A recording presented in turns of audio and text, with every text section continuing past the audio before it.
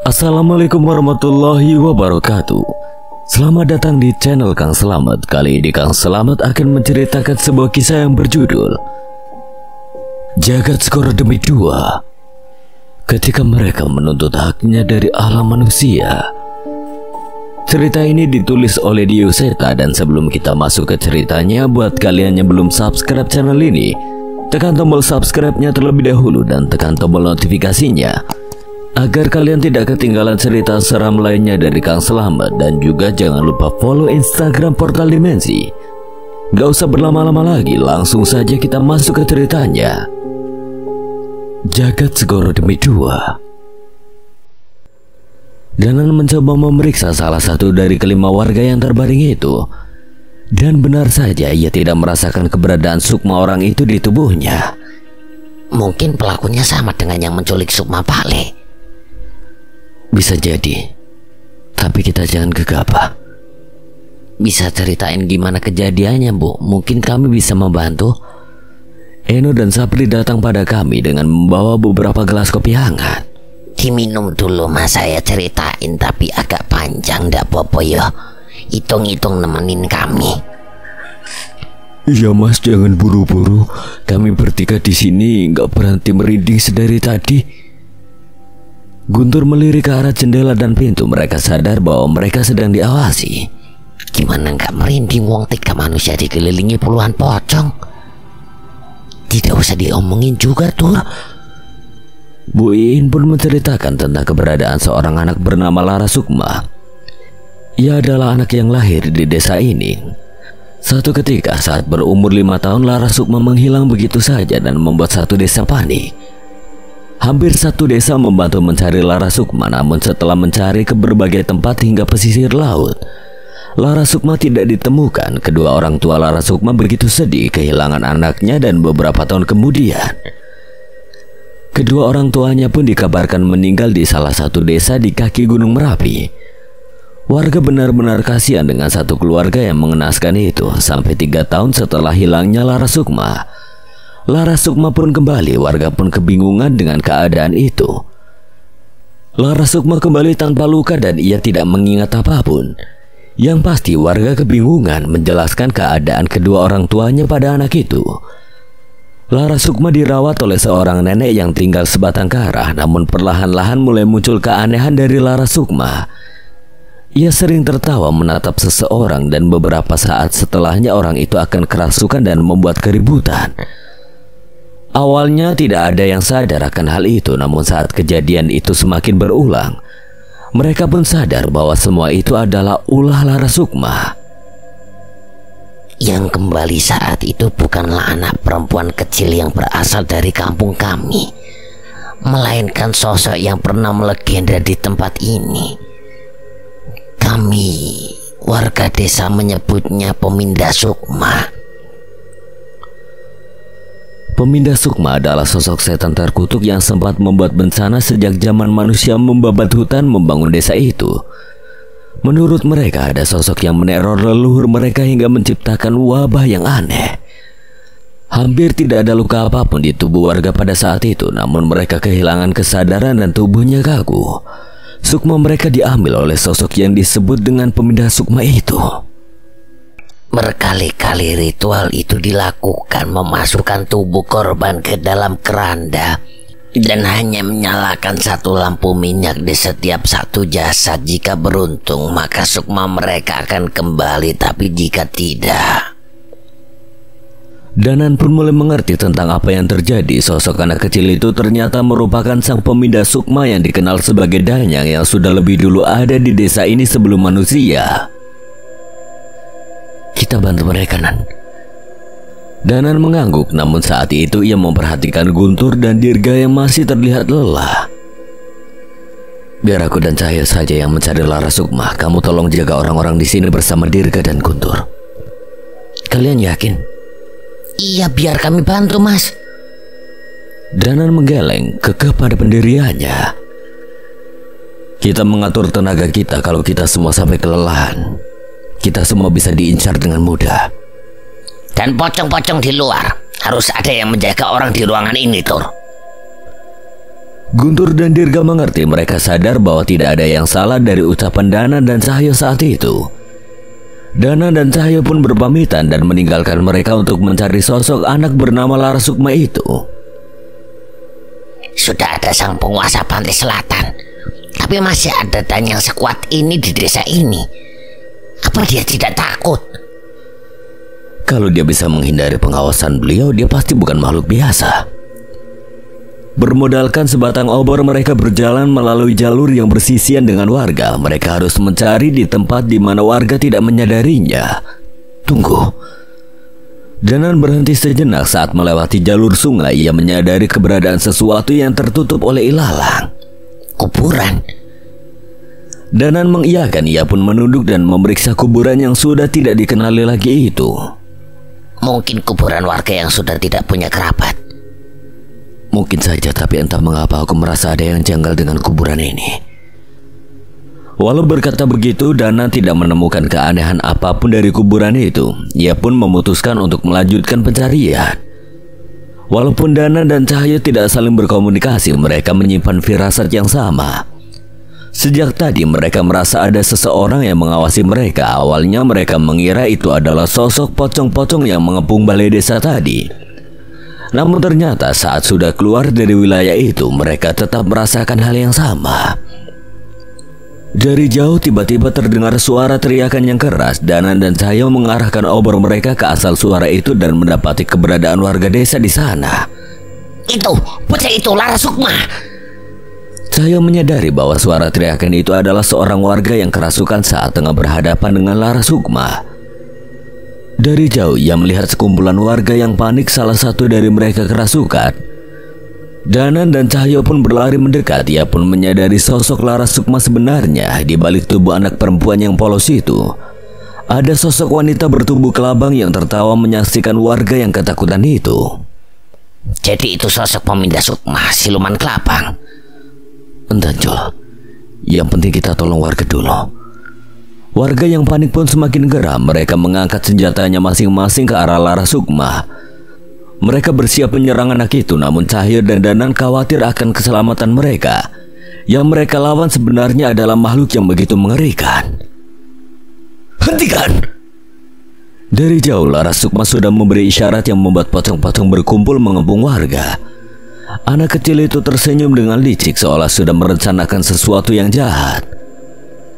Tubuh kelabang dari makhluk itu secara tidak kasat mata sudah siap menyengat seluruh warga desa di sana. Danan dan Cahyo berlari sekuat tenaga. Mereka bersiap menghalangi serangan siluman pemindah sukma itu untuk melindungi warga desa. Tapi saat di tengah-tengah mereka, Danan merasakan sesuatu di pikirannya. Tiba-tiba serangan warga desa mendarat di tubuh Danan. Ia berdiri menghalangi serangan warga itu agar tidak mengenai Larasukma. Danan, apa yang kau lakukan? Cahyo bingung, warga pun panik dengan kemunculan Danan dan Cahyo. Mas, itu anak setan, dia siluman. Harus dibunuh sebelum menambah korban lagi. Larasukma tertawa melihat apa yang terjadi pada Danan. Danan memperhatikan Larasukma. Entah ada sesuatu dalam dirinya yang membuatnya memilih untuk melindungi Larasukma. Danan pun berpaling menatap warga yang ia halangi. Luka di tubuhnya cukup serius. Ia pun memandangi semua wajah-wajah warga desa itu. Tunjukkan wujudmu! Teriak Danan. Tiba-tiba warga desa bingung dengan teriakan Danan. Maksudmu apa, Tonan? Danan menatap satu persatu warga desa yang menyerang dirinya. Ia pun memperhatikan orang yang kerasukan oleh perbuatan Larasukma. Di tengah kebingungan warga, ada seseorang yang terlihat cemas. Ia pun perlahan mundur dan mencoba meninggalkan kerumunan itu. Tunggu! Danan yang menyadari orang itu pun memintanya untuk berhenti, namun orang itu tidak menghentikan langkahnya. Akhirnya muncul lagi. Tawa Larasukma terdengar lagi. Saat itu tiba-tiba sosok Larasukma sudah berada di dekat orang itu. Warga itu jatuh begitu saja dengan tubuh yang kaku. Larasukma pun segera berlari masuk ke dalam hutan bersembunyi dari warga desa. Danan, apa-apaan ini? Benar apa yang kalian lakukan? Korban bertambah satu lagi. Para warga kesal karena ulah Danan, tapi Danan tidak menghiraukannya. Ia berjalan dengan menahan sakitnya dan memeriksa tubuh warga yang sukmanya direnggut oleh Lara Sukma. "Izinkan saya." Enak saja kau pendatang malah berani-beraninya mencari masalah. Warga desa ingin segera menyeret Dana, namun saat itu tiba-tiba Cahyo mengangkat sebuah batu besar dan membantingnya di antara Dana dan warga desa. "Jangan berani-berani kalian sentuh Danan lagi." Cahyo menghalangi warga desa mendekat ke Danan, merasa takut dengan tenaga Cahyo. Warga desa pun mulai ragu. "Kau yakin dengan perbuatanmu, Nan?" Danan pun mengangguk tanpa ragu sementara Cahyo menahan warga desa. Danan memeriksa tubuh warga yang sukmanya diambil oleh Lara Sukma itu. Umpatan dan cacian terdengar dari warga. Namun Danan masih mempercayai firasatnya. Hingga saat merobek baju orang itu, Danan menemukan sesuatu. Apa semua korban yang sukmanya hilang memiliki bekas luka seperti ini? Danan menyadari ada bekas luka aneh di punggung orang itu. Warga desa yang sebelumnya ramai kini mulai terdiam. Mereka menyadari bahwa apa yang Danan temukan memang tidak wajar. Itu adalah bekas luka berbentuk akar yang berwarna merah darah. Warga desa tidak bisa segera menjawab pertanyaan itu. Namun tiba-tiba seorang pemuda menyadari sesuatu. Aku tahu salah satu korban yang memiliki luka serupa." Danan pun berdiri dan membersihkan tangannya. "Kalau begitu benar." "Benar apa, Nan?" Danan pun berjalan melewati Cahyo dan menghadapi warga desa itu sendiri. "Benar, Lara Sukma bukan anak terkutuk. Dia melindungi kalian dari orang-orang ini." Ucapan Danan itu pun seketika membuat warga desa mulai ricuh. Sebagian dari mereka tidak percaya dengan perkataan Danan, dan sebagian lagi mengharapkan penjelasan lebih. "Tidak mungkin, kami mengenal mereka. Korban-korban Lara Sukma sejak mereka kecil. Mereka tidak ingin mencelakai kami." "Pasti ada sesuatu. Kita kembali dulu ke balai desa dan pastikan korban yang lain." Warga tidak melihat kebohongan di wajah Danan. Mereka pun mencoba untuk percaya dan hendak membawa tubuh itu kembali ke balai desa. Namun saat di tengah perjalanan tiba-tiba terjadi sesuatu. Beberapa orang terjatuh sekaligus mereka pun menoleh ke belakang dan mendapati ada beberapa warga yang menyerang temannya sendiri. "Apa yang kalian lakukan?" Kalian pendatang sialan. Kalau bukan karena kalian, kami pasti sudah menghabisi Lara Sukma dan menjalankan rencana kami. Sekarang tidak akan kubiarkan kalian membongkar semuanya." Perkataan Danan terbukti. Ada lebih dari 5 orang memisahkan diri dari kumpulan warga itu. Hanya merekalah yang membawa benda tajam seperti arit, golok, dan parang. Tidak seperti warga yang lain yang hanya membawa kayu atau peralatan seadanya. Ternyata mereka sudah merencanakan ini juga. Belum sempat warga membalas serangan itu, kelima orang itu berpencar dan pergi meninggalkan mereka. Kupastikan akan kudapatkan nyawa kalian. Saat itu warga ingin mengejar, namun ada suara langkah kaki yang mendekat dengan tergesa-gesa ke arah mereka. "Mas Danan, Mas Cahyo, di balai desa." Dirga berlari dengan tergesa-gesa ke arah mereka. Seandainya masalah gaib biasa, harusnya Rizal, Guntur, dan Dirga bisa mengatasinya. Tapi Dirga sampai berlari datang ke tempat ini, itu artinya ada masalah yang lebih berat. Kenapa Dirga? "Bentrok. Ada bentrokan warga desa di sana. Puluhan orang mau saling bunuh." Mendengar hal itu, mereka semua pun bergegas untuk kembali ke balai desa. Benar ucapan Dirga, wilayah sekitar balai desa yang sebelumnya tenang kini berubah menjadi medan pertarungan. Bukan oleh pengaruh pocong-pocong yang Dana dan yang lainnya lihat tadi, melainkan pertarungan antara sesama warga desa. Buin, Eno, apa yang terjadi?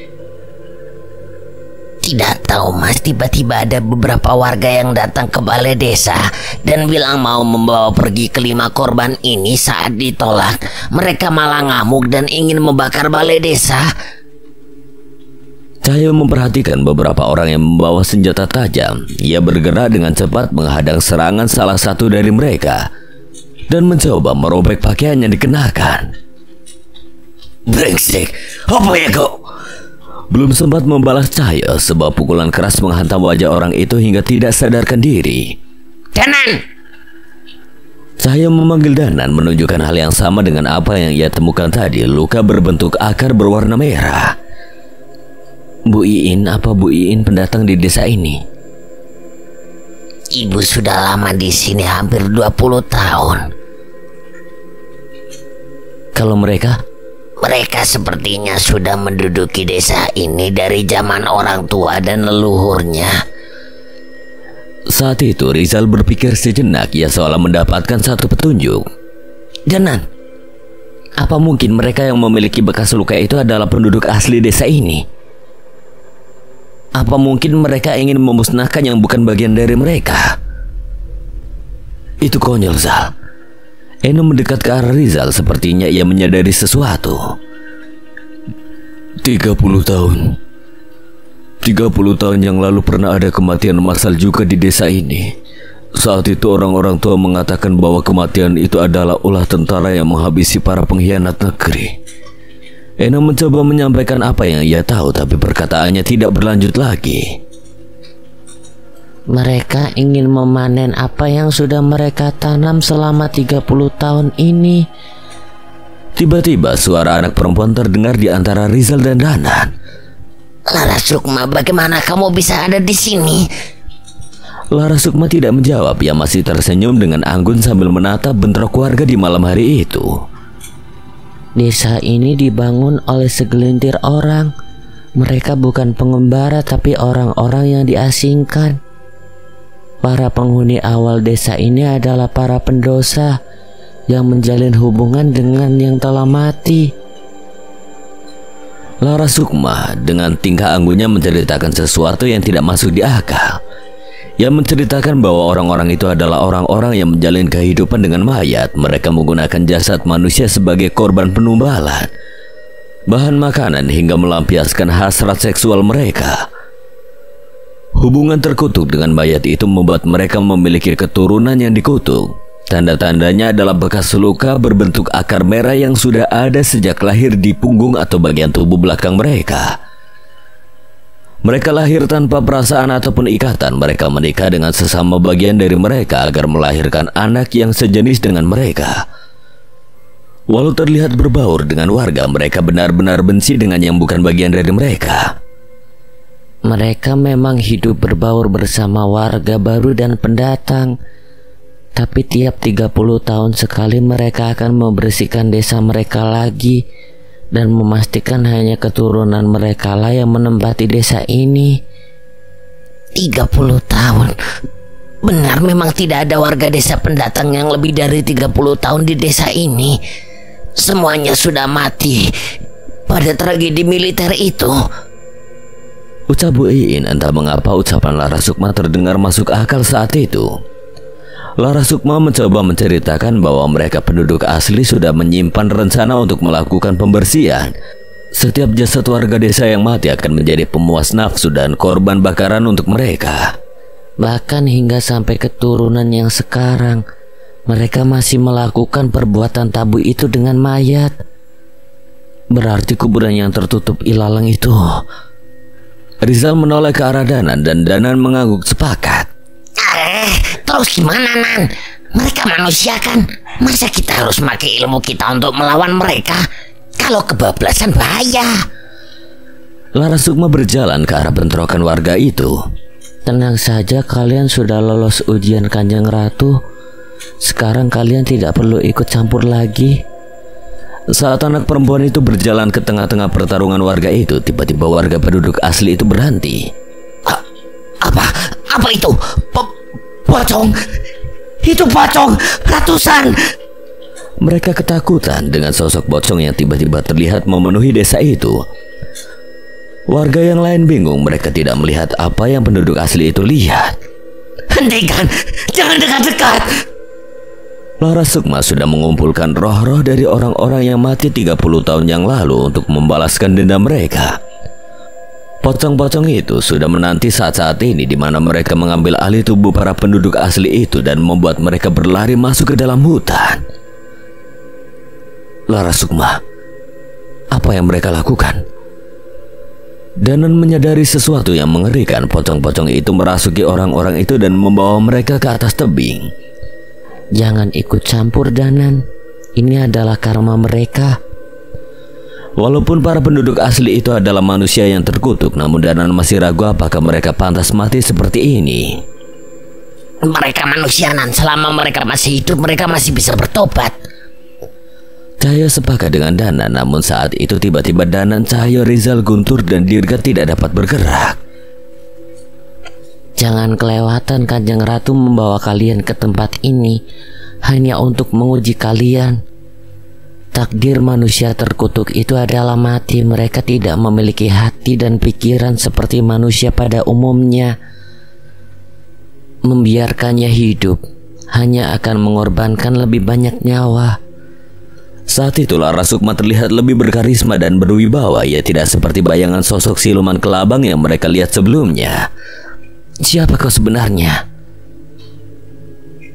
Aku utusan dari tempat tujuan kalian. Tugasku adalah memastikan kalian pantas mendatangi tempat kami. Saat itu, seketika semua yang terlihat menjadi hitam. Penglihatan mereka akan Bu Iin, Eno, dan warga desa perlahan mengecil bersama suara yang mulai menghilang. Suara itu berganti dengan suara deburan ombak yang terdengar dekat dengan mereka. Kalau saja tadi Danan membantu warga desa dan menyerang Larasukma, mungkin kalian tidak akan sampai ke tempat ini. Ucap sosok perempuan anggun berkebaya hijau yang tiba-tiba muncul di hadapan mereka. Danan, Cahyo, Rizal, Guntur, dan Dirga tersadar di sebuah gua di pinggir laut. Larasukma berada di sana, wajahnya terlihat begitu polos, bersembunyi di belakang perempuan yang anggun itu. Dia seperti sosok yang berbeda. Jadi desa itu hanya ujian dan tidak benar-benar ada. Perempuan anggun itu menggeleng. Desa itu hanya berjarak beberapa kilometer dari tempat ini. Aku hanya memastikan kalian tidak turut campur lagi dengan apa yang terjadi di sana. Jadi sebenarnya kau ini siapa? Maaf, saya kurang sopan. Saya Abdi Jinten, utusan Kanjeng Ratu. Saya menyatu dengan Larasukma. Ayo ya mas. Jangan aneh-aneh. Lelembut itu. Abdi Jinten menjelaskan bahwa Kanjeng Ratu mengetahui tentang bencana jagat Segoro Demit. Namun sayangnya ia adalah salah satu penyeimbang alam yang dilarang untuk ikut campur atas apa yang diperbuat oleh manusia. Ini pertarungan kalian, yang bisa kami bantu hanya menjaga kawan kalian di tempat suci kami. Nyi Sendang Rango. Danan memastikan dengan harap. Abdi Jinten pun mengangguk dan sebuah senyuman muncul di bibir Danan. Jangan senang dulu. Kami hanya mampu menahan tubuh rohnya dan mencegah kegelapan menelannya. Apa yang kalian lakukan adalah pisau bermata dua. Abdi Jinten mengatakan bahwa gua tempat mereka berada saat ini menyambung ke beberapa titik sakral. Mereka harus menemukan jalannya sendiri menuju kurungan Nyi Sendang Rangu, dan saat sampai di sana mereka harus menentukan sendiri apa yang harus mereka lakukan. Ada yang membuat Abdi Jinten cemas. Roh Nyi Sendang Rangu sudah bergelut dengan kekuatan gelap yang begitu besar. Jika ia keluar, mungkin saja ia menjadi sosok yang jahat dan menjadi ancaman untuk alam ini. Seharusnya kalian tahu seberapa berbahayanya Nyi Sendang Rangu jika memihak sisi gelap. Danan menunduk mengerti, namun merasa tidak mungkin hanya diam saja membiarkan Nyi Sendang Rangu seperti itu. Tapi kalian punya ikatan. Nyi Sendang Rangu juga bukan sosok yang bisa diremehkan.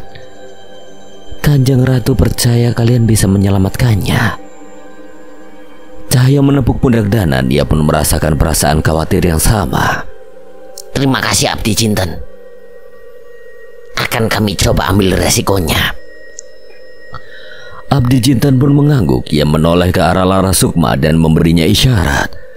Larasukma pun mengeluarkan sebuah benda dan memberikannya kepada Danan. Telur. Ini adalah titipan Kanjeng Ratu. Saat kalian berada dalam bahaya yang tidak tertolong, makanlah telur itu mentah-mentah. Telur itu akan memberimu kekuatan yang besar, kekebalan, dan umur yang panjang. Danan dan Cahyo menatap telur yang tidak ubahnya seperti telur biasa itu. Ini beneran telur sakti. Diceplok enak mas. Saat itu wajah Abdi Jinten berubah kesal. Tolong hargai pemberian Kanjeng Ratu kami. Cahyo dan Kuntoro pun hanya cengengesan meminta maaf atas candaannya. Suara itu, Nan. Tiba-tiba Danan mendengar suara dari salah satu lubang di gua itu. Itu suaranya Sendang Rango. Danan, pergi tempat ini berbahaya. Suaranya Sendang Rango mencapai telinga mereka, namun mereka enggan mendengar perintahnya untuk meninggalkannya. Abdi Jinten, Larasukma, sepertinya kami harus pergi. Hati-hati, berkah laut bersama kalian. Mereka berlima pun berlari memasuki gua yang tidak mereka ketahui ujungnya itu, namun dengan jelas Danan dan Cahyo merasakan kengerian yang sulit mereka bayangkan di beberapa jalur gua. Abdi Jinten berpaling meninggalkan gua itu. Ia pun tersenyum. Entah apa maksud dari senyum itu. Ia hanya kembali menyatu dengan Larasukma dan kembali ke desa untuk memastikan kematian para penghuni asli desa yang sudah menumpuk di dasar jurang.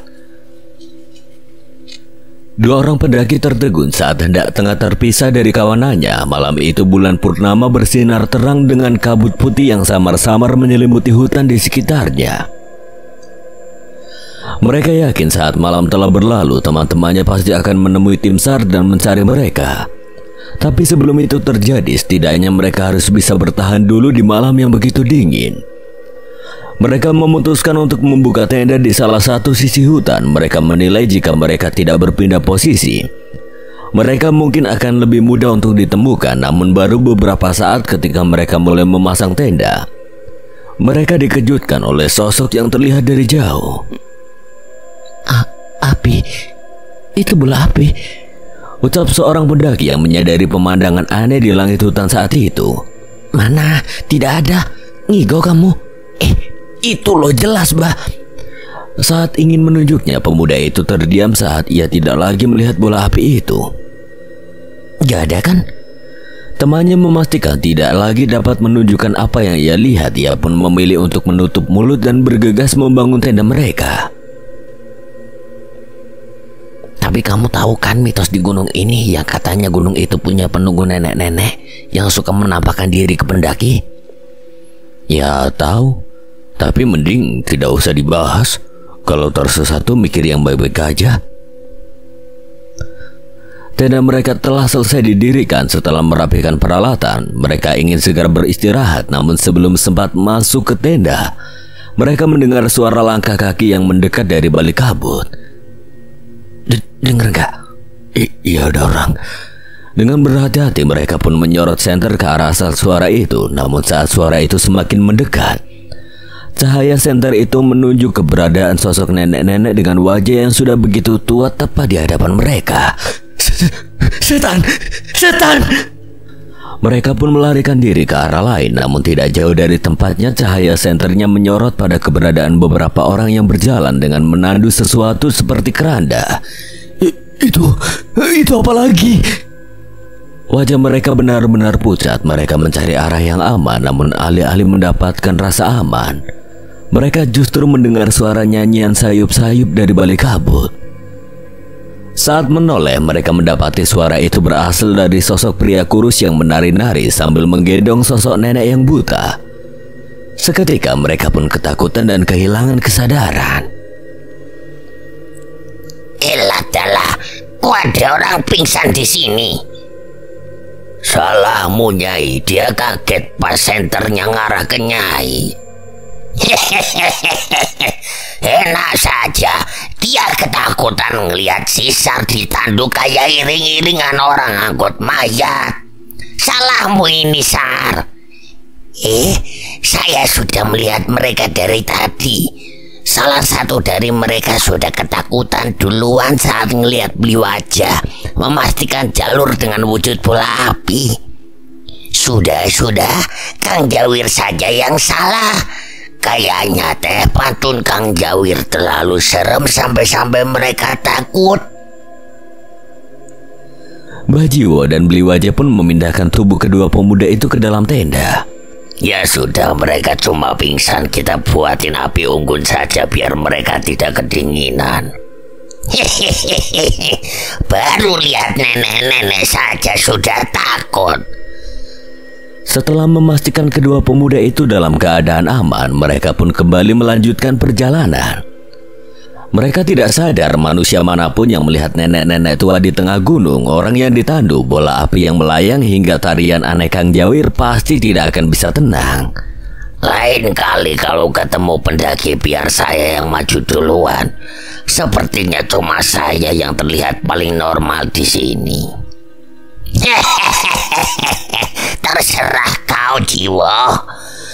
Setelah perjalanan mereka hampir melewati kawah, mereka sampai di sebuah jalur yang tidak mengarah kemanapun. Kita salah jalan. Bajiwo menoleh ke arah Mbok Sar yang ditandu oleh anak buahnya dari Trahbiryasono, namun Mbok Sar tidak menjawab dan hanya memberikan isyarat dari jari di depan mulutnya. Terlihat Nyai Jambrong menyentuh sebuah batu besar yang ada di hadapannya. Ia seolah mengingat sesuatu akan batu besar yang mengakhiri jalan mereka. Jalurnya akan semakin sulit, sebaiknya kau turun, Sar. Iya, aku ini bukan pendekar seperti kau, Nyai. Naik gunung begini bukan keahlianku. Siapa bilang kita akan naik gunung lagi? Nyai Jambrong pun melangkah ke arah jurang dan seketika ia menghilang dari pandangan yang lain. Bajiwo memeriksa ke dalam jurang dan melihat Nyai Jambrong sudah menuruni jurang tersebut. Ke bawah. Bliwajah dan Kang Jawir pun mengikuti jejak Nyai Jambrong. Saat itu wajah Mbok Sar benar-benar terlihat cemas. Ia melihat orang-orang yang mengangkutnya dari bawah. Sayangnya mereka hanya tersenyum kecut, memberi isyarat bahwa mustahil menandu Mbok Sar turun ke bawah jurang. Nyai, harusnya kau carikan aku jalur lain. Ia pun menyusul ke bawah jurang dengan bantuan pengikutnya. Sebuah tali yang masih tertancap di sana membantu mereka untuk turun. Namun saat itu juga mereka sadar bahwa ada orang-orang lain yang belum begitu lama melalui jalur yang sama. Nyai Jambrong terlihat termenung, seorang diri menatap sebuah gapura tua yang sudah hampir runtuh. Nama desa Giriwening yang tertulis di sana sudah hampir pudar. Desa Giriwening. Jadi ini tujuan kita. Sepertinya sudah lama sekali tempat ini tidak tersentuh manusia. Tapi tidak kusangka bangunan-bangunan Belanda itu masih berdiri kokoh di sana. Nyai Jambrong tidak menjawab sedikit pun. Ia menyibakkan ilalang-ilalang yang menutupi jalan mereka menuju desa mati yang meninggalkan bangunan Belanda tua yang sudah runtuh. Mbok Sar sudah menyadari bahwa ada sesuatu antara Nyai Jambrong dan desa ini. Ia membiarkan Nyai Jambrong yang menentukan kemana mereka melangkah. Hati-hati, banyak yang mengawasi kita. Iya, Kang Jawir teh merinding. Ucapan Bliwajah terbukti saat mereka memasuki lebih dalam ke desa mati itu. Saat itu secara bersamaan seluruh makhluk berwujud manusia berwajah pucat menatap satu arah ke arah mereka dengan penuh amarah. Makhluk-makhluk itu mengenakan pakaian kebaya Jawa yang sudah tua dan lusuh. Mereka tidak suka dengan kedatangan kita. Apa hubungannya dengan ini? Bajiwo menemukan bekas sesajen dan sisa-sisa bangkai ayam yang tidak jauh dari tempat mereka berada. Mereka menyadari bahwa seseorang melakukan ritual di tempat ini. Bukan. Nyai Jambrong tiba-tiba berkata dengan tangannya gemetar. Nyai teh tahu sesuatu. Dari jauh, Mbok Sar hanya diam berusaha menjaga perasaan Nyai Jambrong. Ia tahu lambat laun Nyai Jambrong akan mengatakannya sendiri. Aku yang membantai mereka. Seketika Mbah Jiwo, Bliwajah dan Kang Jawir menoleh ke arah Nyai Jambrong. Kang Jawir ingin mempertanyakan, namun Nyai Runtak menahan Kang Jawir untuk tetap diam. Kejadian itu terjadi sebelum tidur panjang, Nyai. Nyai Jambrong mengangguk. Ia menggenggam tasbihnya erat-erat dengan gemetar. Raut wajah makhluk-makhluk di hadapannya benar-benar memancing rasa sakit yang begitu dalam di hati perempuan tua itu. Kepalaku, aku tidak bersalah. Aku hanya bekerja pada Tuanku. Mengapa kau memenggal kepalaku? Suara itu terdengar dari sosok makhluk berwujud pria berpakaian pendekar yang sudah koyak dengan membawa kepalanya sendiri. Nyai Jambrong ingat yang membunuh orang itu hanya karena menghalangi dirinya menemui seorang pendekar yang akan ia bunuh.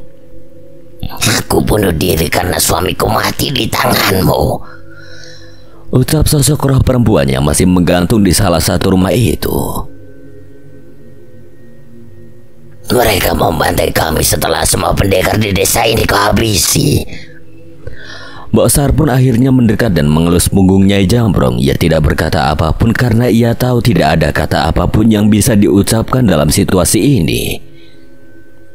Kalian pergilah, biar aku sendiri yang menangani mereka.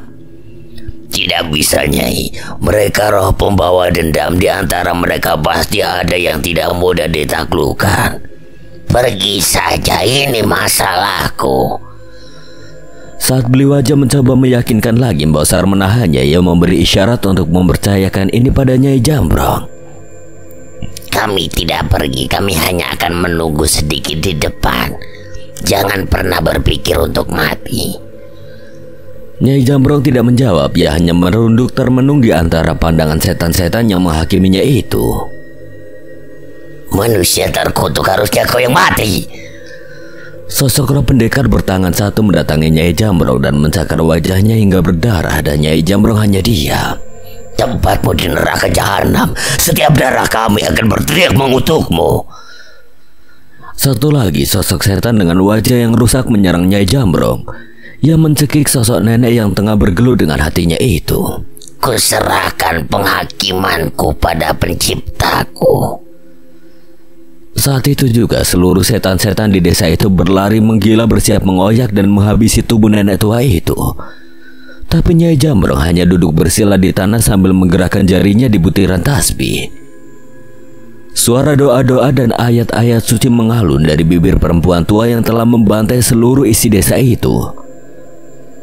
Kuku-kuku tajam setan itu mulai mengoyak tubuh Nyai Jambrong, namun itu hanya sesaat. Sejenak mereka berhenti mendengar doa-doa yang dilantunkan oleh Nyai Jambrong. Aku akan menerima hukumanku di akhirat nanti, tapi kalian tidak seharusnya terjebak di sini karena aku. Izinkan aku mengantar kalian.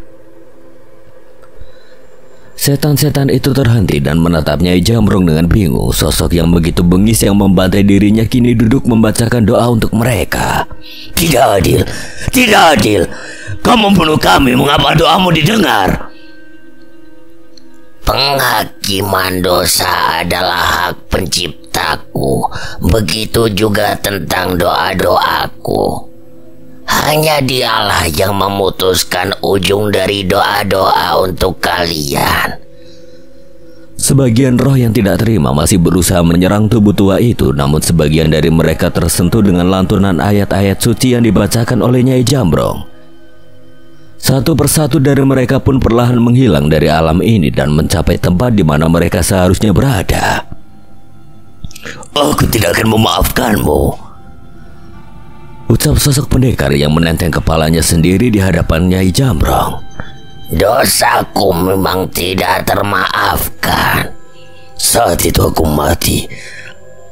Anakku mencoba membalaskan dendam dan ia mati di tangan pengikutmu. Saat istriku mengetahui semuanya, ia tidak mampu menahan dirinya dan memutuskan untuk mengakhiri hidupnya di danau. Aku juga akan berdoa untuk mereka. Ini tidak adil. Setidaknya kau, anak dan istrimu tidak perlu tersiksa lagi. Mendengar setiap jawaban Nyai Jambrong, roh itu pun yakin akan ketulusan Nyai Jambrong. Air matanya pun menetes. Ia pun memilih untuk menerima doa yang dipanjatkan untuknya. Aku tidak akan memaafkanmu, tapi terima kasih.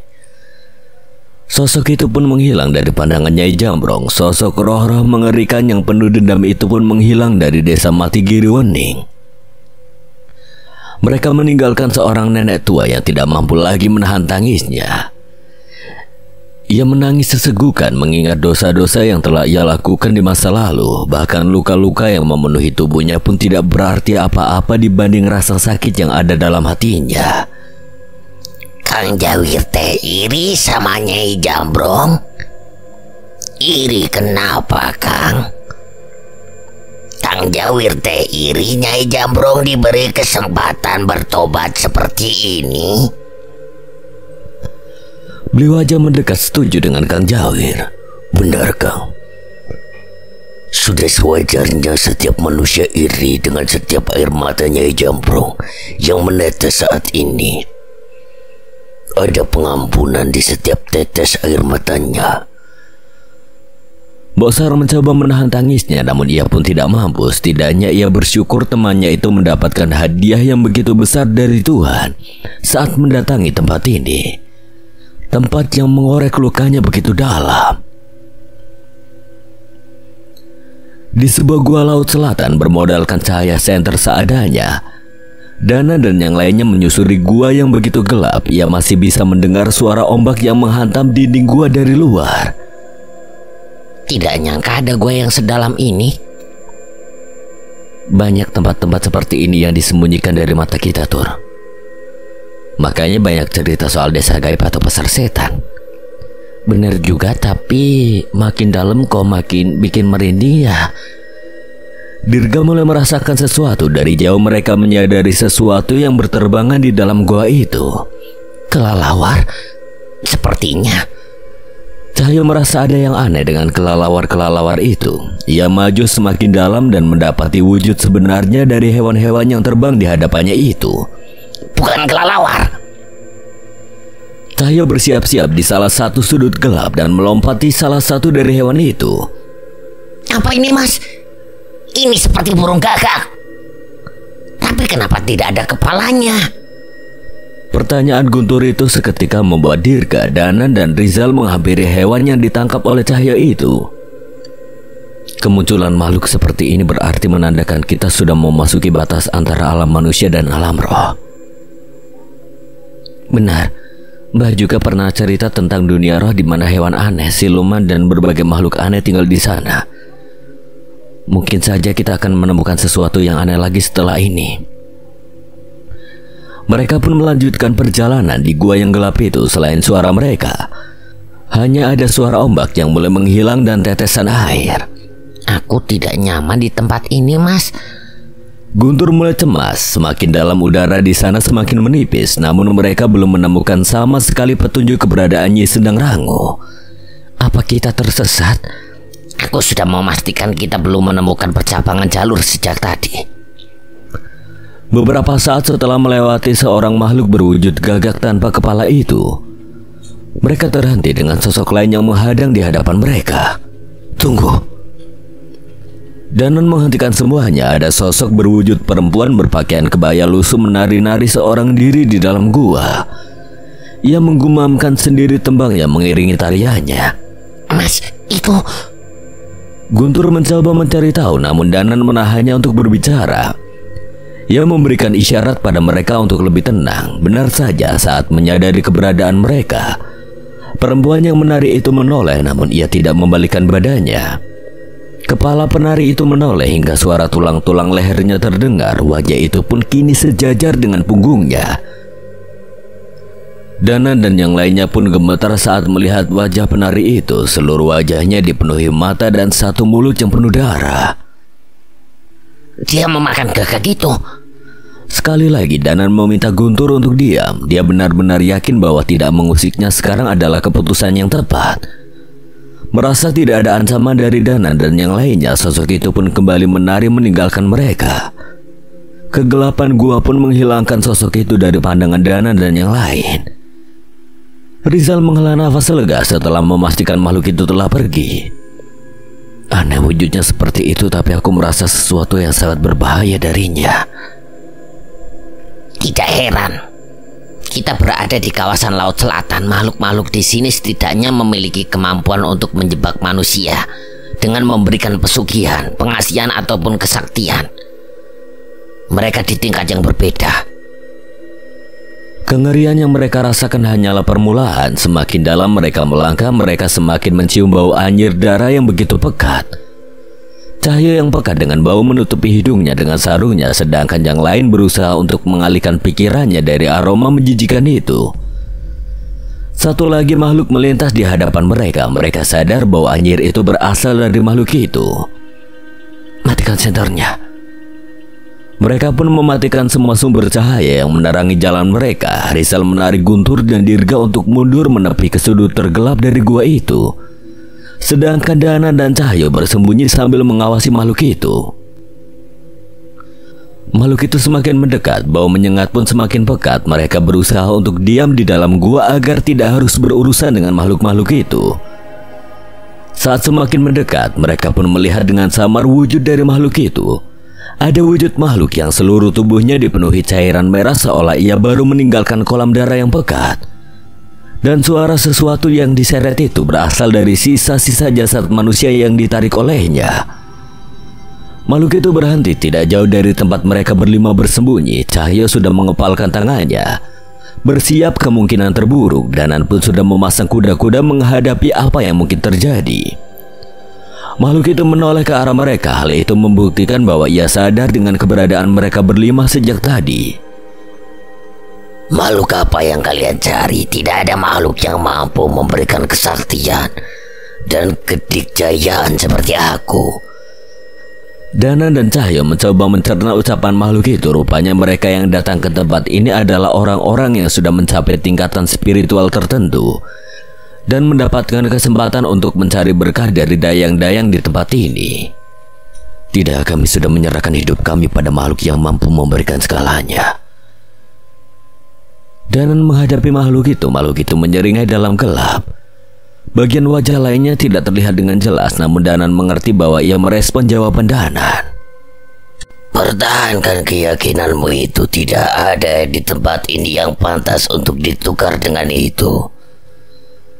Makhluk itu pun berpaling dan mulai kembali berjalan meninggalkan mereka. Tunggu, siapakah sebenarnya? Sama seperti teman yang akan kalian jemput di sisi terdalam gua ini. Kami yang tinggal di tempat ini hanyalah bagian dari alam yang menjadi cermin dari nafsu manusia.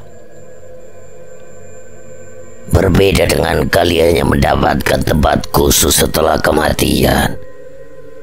Kami hanya akan menghilang bersama alam ini ketika semuanya berakhir. Makhluk itu tidak berucap apapun lagi. Keberadaan sosok itu membuka mata mereka bahwa makhluk di tingkatan mereka hanya mengabulkan keinginan manusia sebagai pencapaian atas perjalanan spiritual seorang manusia. Jika manusia itu mengincar hal yang salah, maka makhluk-makhluk itu akan membawa mereka semakin ke dalam kegelapan. Berarti kita di jalur yang tepat. Makhluk itu mengatakan bahwa Nyi Sendang Rangu berada di sisi terdalam gua ini. Sepertinya begitu, Thor. Ayo. Cahyo mengajak mereka semua semakin bergegas saat mengetahui makhluk-makhluk mengerikan di gua ini tidak akan menyinggung mereka begitu saja. Mereka pun berusaha untuk menghiraukan makhluk-makhluk itu. Danan, pergi dari sini. Suara Nyi Sendang Rangu kembali terdengar. Ia bersikeras meminta Danan untuk meninggalkan dirinya. Tidak mungkin, Nyai. Kau sudah di depan mata kami. Mereka pun berlari mempercepat langkahnya. Semakin dalam ia melangkah, semakin ia merasakan keberadaan Nyi Sendang Rangu. Suara tawa mengerikan terdengar tepat di hadapan mereka. Ada seorang wanita tua yang begitu kurus setinggi gua itu menghadang mereka. Di belakangnya terlihat sebuah sendang dengan air yang begitu hitam. Bagus, kau memancing mereka untuk menjadi mangsaku. Berbeda dengan makhluk-makhluk yang sebelumnya, sosok nenek itu benar-benar membawa niat membunuh. Nyi Sendang Rangu ada di dalam sendang itu. Danan menyampaikan firasatnya pada yang lain.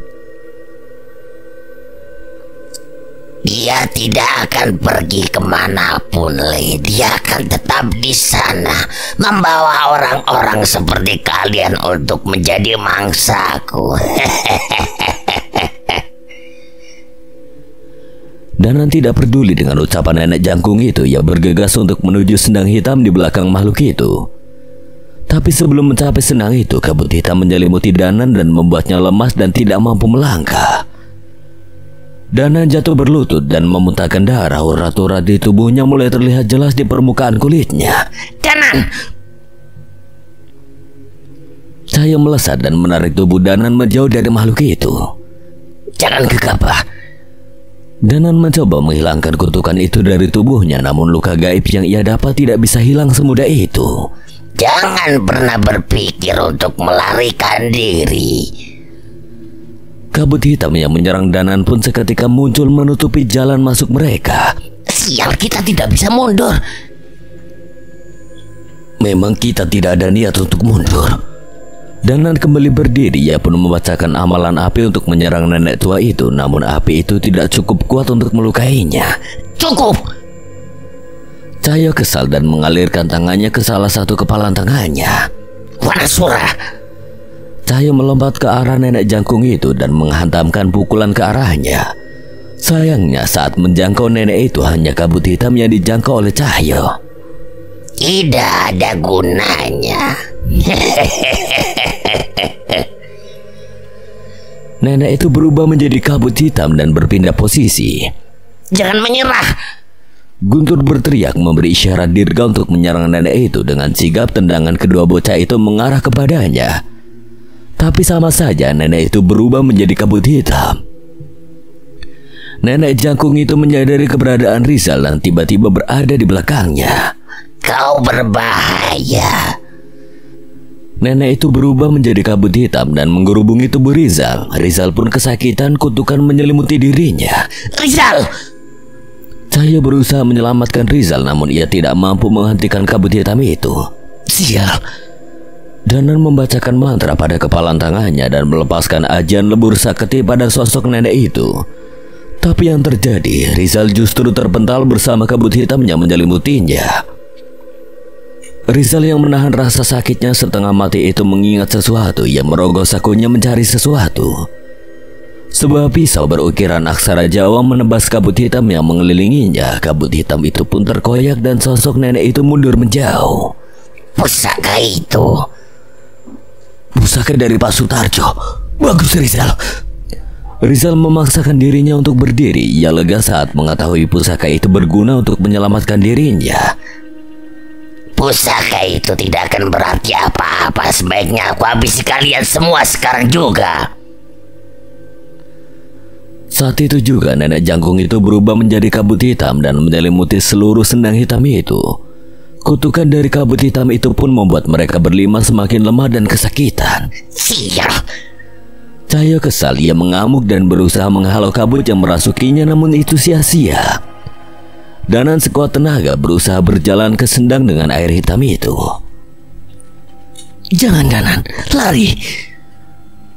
Suaranya Sendang Rangu terdengar dari arah sendang itu. Alih-alih mengikuti ucapannya Sendang Rangu, Danan justru semakin menguatkan dirinya ketika semakin yakinnya Sendang Rangu berada di sana. Tidak Nyai. Kabut di sekitar sendang itu semakin pekat. Rasa sakit semakin merasuk ke tubuh Danan dan membuatnya semakin tersiksa. Sudah Danan, hentikan! Rizal berusaha melarang Danan, namun ia sendiri kesulitan untuk bergerak. Cukup Danan, ini akan sia-sia. Benar saja, sebelum ia sampai ke sendang itu, Danan sudah terjatuh. Ia merintih kesakitan dengan kutukan yang merasuk pada dirinya. Nenek jangkung itu pun menunjukkan wujudnya lagi di hadapan Danan. Darahmu akan menjadi bagian dari kolam ini. Danan menatap nenek itu. Entah mengapa ia merasa harus terus melangkah apapun yang terjadi. Belum waktunya bagiku untuk menyerahkannya. Ucapan Danan saat itu seketika membuat keempat kawannya bingung. Kau sudah buta, siapa yang kau panggilnya? Danan berusaha berdiri dan berjalan tertatih menembus tubuh kabut nenek itu. Kutukan itu terlalu menyakitkan, Nyi. Keberadaan bagian dari dirimu ini adalah cara untuk mengikis sedikit demi sedikit kutukan Raden Giri Sangkur. Apa yang kau katakan? Kau mengigau sebelum mati. Danan sadar bahwa seharusnya tidak ada makhluk pencari tumbal di gua sakral ini. Ia mengenali nenek jangkung itu adalah manifestasi sisi gelapnya Sendang Rangu yang membawa kutukan Raden Giri Sanggur. Sembari menyegel dirinya di dalam sendangnya, Sendang Rangu tanpa ia sadari melepas sedikit demi sedikit kutukan yang membelenggu dirinya dalam wujud nenek jangkung itu untuk dinetralisir oleh kekuatan sakral dari gua laut selatan itu. Tidak mungkin aku tidak mengenalmu, Nyi. Danan mengambil sesuatu dari tas kain yang ia bawa yang mengeluarkan sebuah telur pemberian Abdi Jinten itu. Telur itu berkah Kanjeng Ratu, rupanya kau mendapatkannya. Danan merasa bahwa ia akan mampu menangani sosok nenek jangkung yang merupakan bagian dari Nyi Sendang Rangu itu jika memakainya. Namun ia merasa ragu entah mengapa sesuatu dari dalam dirinya mencoba menahannya. Ia pun mengembalikan benda itu ke dalam tasnya dan mengambil sebuah benda lain, dan itu adalah sebuah batu. Ia terus berusaha berjalan dan merangkak menahan sakitnya hingga menyentuh air hitam di sendang itu. Batu itu pun ia jatuhkan ke dalam sendang dengan air berwarna hitam itu secara misterius. Seketika terdengar suara doa-doa dengan suara Danan yang menggema di tempat itu. Apa ini? Nenek jangkung itu kebingungan, tubuhnya gemetar namun kekuatan kutukan dalam dirinya masih tidak tergoyahkan. Maafkan aku, Nyi. Aku belum mampu untuk membebaskanmu. Setidaknya biarkan ribuan doa yang aku bacakan setiap malam ini menemanimu di kegelapan itu.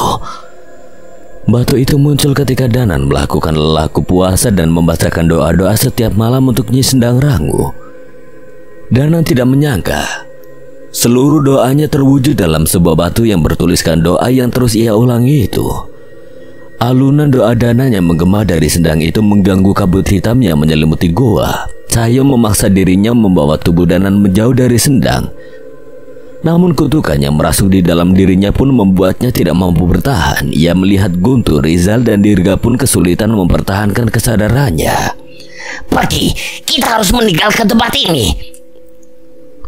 Cahyo memaksakan dirinya. Ia mencoba mengangkat ketiga tubuh lainnya, tapi Cahyo pun terjatuh. Rasa sakit yang amat sangat membuat dirinya lemah hingga ia pun kesulitan mempertahankan kesadarannya. Di batas alam sadarnya, samar-samar Cahyo melihat sesuatu. Ada sosok yang mendekat ke arah mereka. Sosok makhluk menyerupai manusia dengan tubuh yang dipenuhi darah. Itu adalah makhluk yang mereka temui sebelumnya. Suara itu terdengar lagi, suara yang berasal dari sosok mengerikan yang menyeret sisa-sisa bangkai manusia. Tapi kali ini sosok berlumuran darah itu tidak menyeret bangkai itu lagi. Makhluk itu menyeret 5 tubuh manusia dengan tali dan mengalaskan tubuh mereka berlima dengan kayu seadanya. Sosok itu berjalan dengan perlahan menuju salah satu ujung dari gua itu. Danan merasakan rasa sakit di sekujur tubuhnya. Ia tersadar dengan tubuh yang masih sulit untuk bergerak. Kau...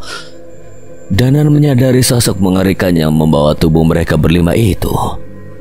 Kau yang membawa kami pergi dari sendang hitam itu. Kenapa? Makhluk itu belum menggubris Danan. Ia berjalan hingga ujung gua dan meletakkan kelima tubuh mereka di mulut gua itu. Ia pun duduk di perbatasan gua dan hutan tempat Danan dan tubuh yang lain diletakkan. Kau adalah keturunan mereka, orang-orang yang mempertaruhkan nyawa mereka di perang para danyang. Perang para danyang? Danan berusaha untuk duduk. Ia memastikan keempat temannya itu dalam keadaan aman. Makhluk itu pun menceritakan sesuatu yang tidak disangka oleh Danan. Pernah terjadi sebuah pertempuran alam gaib di tanah Jawa yang melibatkan para makhluk halus penguasa tempat-tempat sakral. Ia menceritakan bahwa ada makhluk yang berada di pihak manusia, ada makhluk yang berusaha menyesatkan manusia, dan ada makhluk yang tidak ingin ikut campur dengan urusan manusia. Sebelumnya mereka hidup selaras tanpa saling menyinggung wilayah masing-masing. Tapi munculnya seseorang memicu konflik di antara mereka. Manusia itu ingin menyatukan alam manusia dengan alam roh. Danan kaget. Dia tidak menyangka ada orang yang segila itu untuk berniat menyatukan kedua alam ini. Kau pasti bercanda. Cahyo yang mulai tersadar dan berusaha memulihkan dirinya dari sisa kutukan di tubuhnya. Semua itu terjadi beberapa ratus tahun yang lalu. Tidak semua ada yang setuju. Ada yang berusaha menghentikan manusia itu, namun ada yang mengerahkan kekuatannya untuk membelanya. Pertarungan itu terjadi di alam yang tidak kasat mata. Ketika itu wabah merebak di berbagai bagian di Pulau Jawa. Air pasang hingga bencana alam pun datang secara beruntun. Tidak ada yang mengetahui mengenai pertempuran itu selain sekelompok orang yang membawa nama besar Trasambara. Nyi Purbawangi, aku ingat nama itu. Ia yang menyadari akan hal ini dan memohon pada keluarganya untuk menghentikan peperangan itu. Danan mencoba mengingat nama itu dari leluhurnya, namun ia tidak mengingatnya. Ia memastikan bahwa Nyi Purbawangi adalah leluhurnya yang jauh. Perang Paradaan yang berhasil dihentikan. Trasambara harus menciptakan alam leluhur untuk mengurung dayang-dayang yang mengancam manusia. Namun semua itu harus dibayar dengan pengorbanan yang tidak sedikit. Banyak dari Trasambara yang menjadi korban dalam pertempuran itu. Ada yang mati di tempat dan ada yang terjebak di alam leluhurnya yang mengerikan itu. Sayangnya manusia yang mencoba menyatukan kedua alam ini menghilang setelah semua kekuatannya dilucuti oleh leluhurmu. Danan tidak menyangka bahwa kejadian seperti itu pernah terjadi di masa lalu. Anehnya tidak ada cerita soal kejadian itu yang diturunkan kepadanya. Ternyata tidak cuma kamu dan Pale. Takdir yang dipikul oleh leluhurmu lumayan ngeri, Nan. Ucapan monyet itu benar. Takdir Trasambara lebih dari apa yang bisa dibayangkan manusia. Siapa yang kau bilang monyet? Cahaya kesal, namun tubuhnya masih terlalu lemah untuk melawan. Aku adalah salah satu penyintas pertarungan itu dan juga membunuh leluhurmu. Apa? Danan tidak menyangka yang ada di hadapannya adalah makhluk yang pernah membunuh leluhurnya. Namun Danan berusaha untuk tidak gegabah. Aku dan sekutuku sudah membunuh sebagian dari kalian. Tapi saat perang berakhir, leluhurmu mengampuni kami.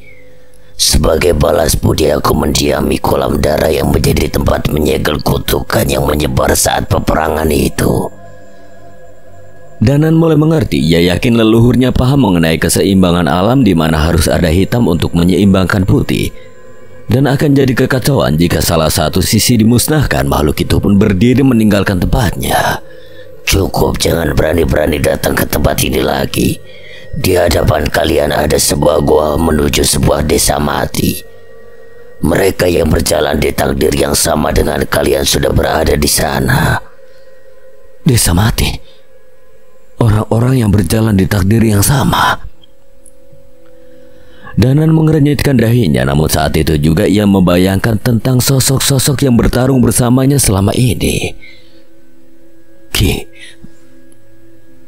terima kasih. Sudah lama tidak ada yang memanggilku dengan sebutan itu. Jangan khawatirkan temanmu, aku akan menjaga sedang itu sampai saatnya ia bisa memusnahkan kutukan itu. Danan menatap sosok itu sampai menghilang di kegelapan gua. Sosok mengerikan yang sama sekali tidak bisa ia tebak. Matahari pun terbit saat Danan dan Cahaya berhasil menghilangkan kutukan dari tubuh mereka dan yang lain. Walaupun kutukan itu sirna, luka-luka yang disebabkan olehnya tetap membuat mereka kesulitan. Danan berdiri di hadapan gua terowongan yang mengarah ke desa mati itu untuk sedikit mencari tahu. Tapi tiba-tiba Danan terjatuh. Ia merasakan sesuatu yang membuat tubuhnya merasa begitu berat dari dalam gua itu.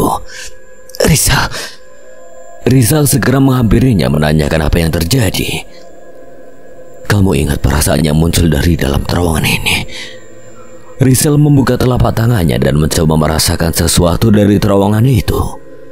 Hal yang sama terjadi pada Rizal. Rasa trauma dalam dirinya bangkit saat merasakan kekuatan yang meluap dari terowongan itu. Ini Nyai Kuara. Cahyo, Guntur, dan Dirga pun menghampiri mereka. Apa yang terjadi, Nan? Kekuatan ini berasal dari makhluk mengerikan yang mencuri keris Raga Sukma dariku. Berarti makhluk itu berada di dalam. Danan mengangguk dan Rizal memastikan apa yang dikatakan Danan benar. Guntur ikut menerawang gua itu dan merasakan perasaan yang menakutkan, namun ia merasakan sesuatu yang lain. Eyang, Nyai Jambrong juga ada di sana. Guntur mengenali keberadaan gurunya yang berada di ujung terowongan itu. Berarti benar ucapan makhluk tadi. Kita harus cepat. Mereka berlima pun beristirahat seadanya dan bergegas masuk ke dalam gua. Sesuatu yang mengerikan menanti mereka di sana. Danan menatap terakhir kali gua misterius, tempat di mana Nyi Sendang Rangu terkurung. Ia merasa menyesal ketika tidak mampu berbuat banyak untuk menyelamatkan Nyi Sendang Rangu. Namun dari lubuk hatinya yang terdalam, ia merasa setelah kejadian tadi hanya tinggal menunggu waktu untuk Nyi Sendang Rangu kembali terbebas. Bagiannya sudah selesai, doanya akan terus menggema di sendang hitam itu menemani Nyi Sendang Rangu menaklukkan kutukan itu. Sekarang gantian aku yang menunggumu, Nyi. Danan segera berpaling memasuki sebuah gua terowongan yang akan menuntun dia ke sebuah desa mati di desa Giriwening.